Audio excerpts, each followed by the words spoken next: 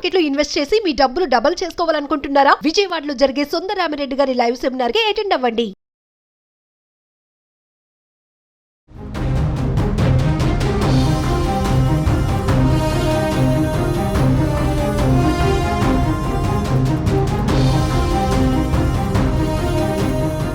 నమస్తే, welcome to Suman TV. ప్రస్తుతం మనతో పాటు ఉన్నారు ఎనలిస్ట్ డాక్టర్ నంది రామేశ్వరరావు గారు. సార్తో మాట్లాడదాం.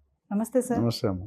సార్, మామూలుగా చూసుకుంటే మన వాళ్ళు చదువు నిమిత్తము అక్కడికి వెళ్ళి ఉద్యోగాల కోసము వెళ్ళడము, అక్కడే చదువు అయిపోయాక ఆ ఉద్యోగాల దాంట్లో సెటిల్ అయిపోవడం, అక్కడే పెళ్లి చేసుకోవడము, ఇవన్నీ మామూలుగా జరిగేవి. మరి ఇప్పుడు బర్త్ రైట్ సిటిజన్షిప్ కూడా బ్యాన్ చేస్తానని చెప్పి ఎగ్జిక్యూటివ్ ఆర్డర్లో సంతకం పెట్టారు ట్రంప్. అంటే ఎగ్జిక్యూటివ్ ఆర్డర్స్ అంటే స్పాట్లో తీసుకునే నిర్ణయాలు అని అనుకోవచ్చు అంటారా సార్? Need not be. కొన్ని తీసుకోవచ్చు.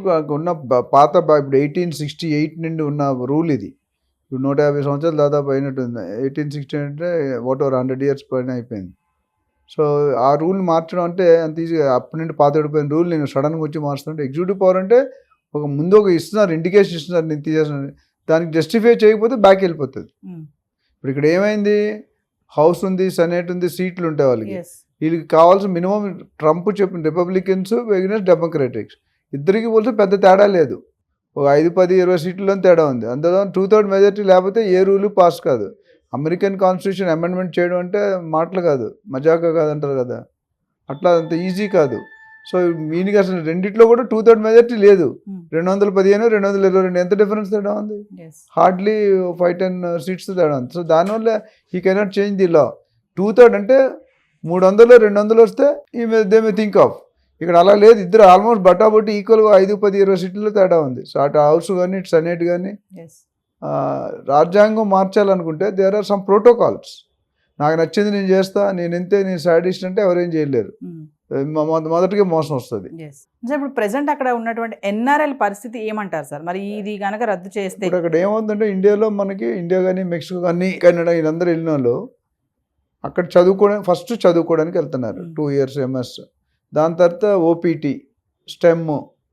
మ్యాక్సిమం అక్కడ ఉన్న వాళ్ళు దాంట్లో చూసుకుంటే సైన్స్, టెక్నాలజీ, మ్యాథ్స్ మన ఇండియన్సే ఉన్నారు. లేటెస్ట్ టెక్నికల్ డెవలప్మెంట్, ఏ డిఫెన్స్ కానీ, ఇస్రో కానీ, అలాంటి స్పేస్ స్టేషన్ కానీ, ఇవన్నీ కూడా. ఇప్పుడు ఏమవుతుంది, అక్కడికి వెళ్ళి అక్కడ అమ్మాయిని పెళ్లి చేసుకుంటున్నాడు, లేదా ఇక్కడ అమ్మాయిని పెళ్లి చేసి అక్కడ డిపెండెన్స్గా చూపించుకుంటున్నాడు. వాళ్ళిద్దరికి పుట్టిన పిల్లలకి ఒకడికి వచ్చింది. కొన్ని కేసుల్లో, మెజారిటీ కేసులు ఇద్దరికీ లేవు గ్రీన్ కార్డ్స్, సిటిజన్షిప్. కొన్ని కేసులు ఒకరికి ఉంది, భార్యకు ఉంటే భర్తకు లేదు, భర్తకు ఉంటే భార్యకు లేదు. సో అది డిఫాల్ట్. ఇప్పుడు ఆయన ఏమంటుంటే ఇద్దరికి పర్మనెంట్ సిటిజన్షిప్ కార్డు కానీ ఉంటే, గ్రీన్ కార్డు ఉంటే దే ఆర్ యాక్సెప్టబుల్. ఇప్పుడు లేటెస్ట్ అమెండ్మెంట్లు ఏమంటే ఇద్దరిలో ఒకరికి లేకపోయినా ఎలిజిబుల్ కాదు. అంటే ఇంతకు ముందు ఒకరికి ఉంటే సరిపోయేది కదా సార్? ఒకరికి ఉంటే సరిపోయేది, మస్ట్గా ఇద్దరికి ఉండాలంటాడు. సో అదంటే one way of cutting, one way of reducing. ఇప్పుడు డబ్బులు అడిగాను గవర్నర్, ఆయన దగ్గర ఉన్న ఇవ్వడం అంటాడు. ఆడికి ఇవ్వడం ఇష్టం లేదు. అది ఏం చెప్తాడు, డబ్బులు ఉంటాయి కానీ ఇవ్వడం ఇష్టం లేదు.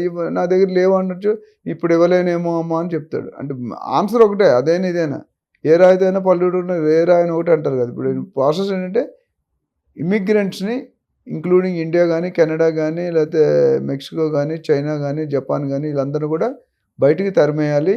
బార్డర్స్ సెక్యూరిటీ ఫోర్స్, మన సెక్యూరిటీ గార్డ్స్ ఎట్లా ఉంటారు, సెక్యూరిటీ పెట్టేసి ఎవడైనా బయట నుండి వస్తే ఫుల్ టైట్ చెక్ చేసి అక్కడ పట్టుకొని అక్కడ నుండి అటే పంపించేస్తున్నాను. లాస్ట్ టైం పెట్టాను, వీసా ఆఫీస్లో ఎట్లయిపోయిందంటే, నువ్వు అక్కడ పనిచేస్తున్నావు కదా పెట్రోల్ పంపులో, హోటల్లో పనిచేస్తుంటే వీడు పనిచేయడం భయపడి నువ్వు కరెక్ట్గా చెప్తే వదిలేస్తాను అంటాడు. వీడు కరెక్ట్గా చెప్పేస్తాడు, చేస్తున్నాను భయపడాడుగా. పెట్టిన తర్వాత వాటితో సంతకం పెట్టించి పంపించేస్తున్నాడు. అంటే ఒక ప్రూఫ్ ఎవిడెన్స్ క్రియేట్ చేస్తున్నాడు. అంటే ఇప్పుడు ఎగ్జిక్యూటివ్ ఆర్డర్స్ అనేవి ఇంకా అమలు అయిపోయినట్టేనా? లేదు. ఇప్పుడు ఎస్పెషల్లీ చైల్డ్ బర్త్ వరకు వచ్చింది. నేను చెప్పినట్టు టోటల్ US కాన్స్టిట్యూషన్ అమెండ్మెంట్ చేయాలి. దానికి 2 సభలు వాళ్ళు అప్రూవ్ చేయాలి, ఆమోదం తెలపాలి రాజ్యాంగం. అప్పుడే అవుతుంది కదా, అంత ఈజీ కాదు అది. ఎందుకంటే 100 years old కాన్సెప్ట్. నువ్వు సడన్ ఉన్నటువంటి రోడ్డు ఉంటే పిల్లల పరిస్థితి ఏంటి? వీళ్ళకి లేదు, పిల్లలకి లేదు, వీళ్ళకి లేదు కూడా పిల్లలు లేదు. వీళ్ళకి వస్తే పిల్లలకి వస్తుంది. సో వీళ్ళకి లేదు కూడా పిల్లలకి రాదు. సో ఆయన ఏమంటాడు, ఇప్పుడు మీకు లేనప్పుడు మీరు వెళ్ళిపోండి, మీరు ఉండడానికి వీలు లేదు. మరి మా పిల్లల పరిస్థితి అంటే, మీ పిల్లల పరిస్థితి లెట్ దెమ్ హ్యావ్ గార్డియన్. ఏమైనా అడాప్షన్ లేకపోతే గార్డియన్ సెక్యూరిటీలో పెట్టుకుని ఆయన మేనేజ్ చేస్తాడు. ఆయన ఎందుకు చూస్తాడండి? చూడు కదా. సో అది చాలా క్రిటికల్, ఫ్యామిలీకి సంబంధించిన విషయం. యూఆర్ టచింగ్ దియర్ ప్రైవసీ అన్నట్టు ఉంది. పిల్లలతో అంటే ఎలా పిల్లల్ని ఎక్కడ వదిలేసి వెళ్ళిపోతాను? చిన్నపిల్లలు 2 సంవత్సరాలు, 3 సంవత్సరాలు, 5 సంవత్సరాలు, 10 సంవత్సరాలు యూ కెనాట్ లీవ్ నా. ఒకవేళ ఉన్న పిల్లలు ఉండకపోవచ్చు, మీదే గార్డియన్ ఎవరు సిస్టర్, అత్త ఎవరు ఉన్నారు అనుకుంటారు, ఎంతకాలం ఉంటారు? 1 year 2 year తర్వాత ఆటోమేటిక్గా ప్రాబ్లం వస్తుంది. ఎస్. సో ఎగ్జిక్యూటివ్ ఆర్డర్ అనేది it's starting step, it's not end step. అంటే దీని మీద వ్యతిరేక నినాదం కూడా ఆల్రెడీ కేసులు ఫైల్ అయినాయి. ఎస్. ఆ కేసులన్నీ ప్రూవ్ చేయాలి. ఇప్పుడు మనకి 111 జీవో ఉంది, తీసేస్తా ఉన్నారు, తీసారా?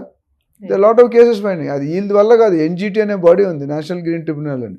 సో అట్లానే ట్రంప్ గారు ఉద్దేశం మేబీ ఏముందో, మైండ్లో ఏముందో తెలియదు, కానీ బయటకు మాత్రం టార్చర్ లా ఉంది ఇమిగ్రెంట్స్కి. నాన్ ఇమిగ్రెంట్స్కి ఎవరైతున్నా they are facing lot of torture. అంటే ఇప్పుడు డెలివరీ టయానికి అక్కడికి వెళ్ళే వాళ్ళని అందరినీ కూడా ఇప్పుడు అంత సులువుగా వెళ్ళే ఛాన్సెస్ లేవని అంటారా? అదే దానికి ఇప్పుడు ఏమంటాడంటే బర్త్ టూరిజం అని అన్నాడు.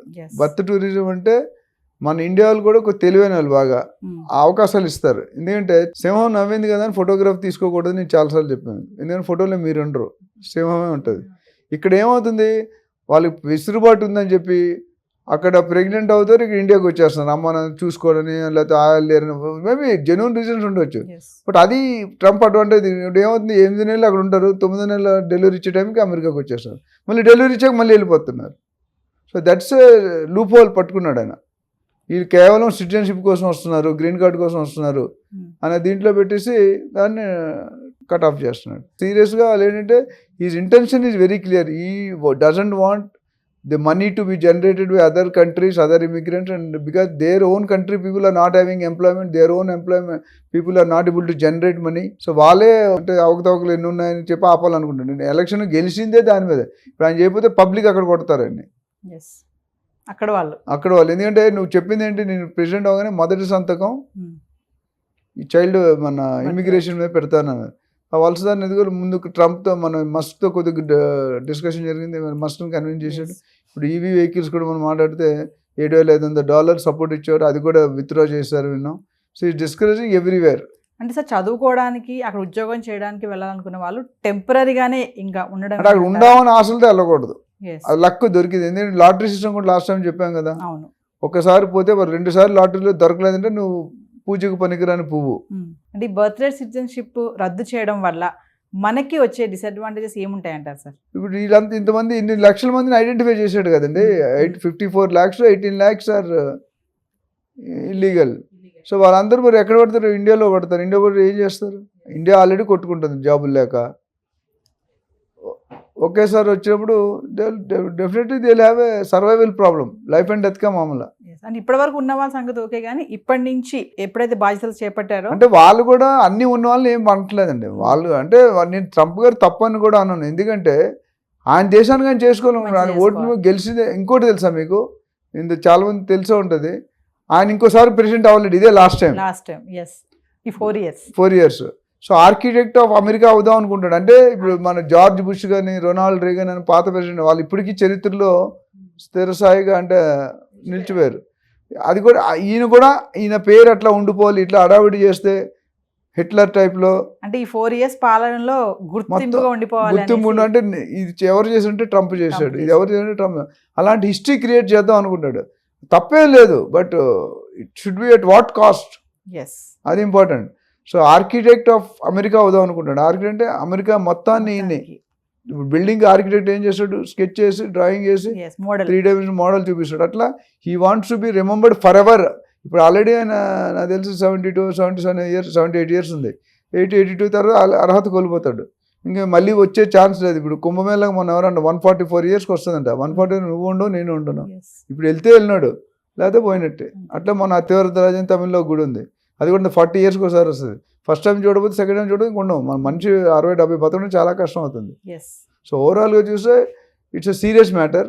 బట్ ఎగ్జిక్యూటివ్ ఆర్డర్ ఇచ్చేదంతా అయిపోద్ది అనుకోవడం కరెక్ట్ కాదు. Thank you sir. Thank you. Hi. మొట్టమొదటిసారిగా మన విజయవాడలో క్లాస్ రూమ్ ట్రైనింగ్ అండి, 1 day క్లాస్ రూమ్ ఎన్విరాన్మెంట్లో ఆఫ్లైన్ వెబినార్ జరగబోతుంది. అండ్ ఇంట్రెస్ట్ ఉన్న పార్టిసిపెంట్స్ ఈ కింద స్కూల్ అవుతున్న నెంబర్కి రింగ్ చేసుకొని సీట్ బుక్ చేసుకోండి. దీంట్లో ETFs, index funds and mutual funds మీద completely and hand holding experience మీకు ప్రొవైడ్ చేయబడుతుంది.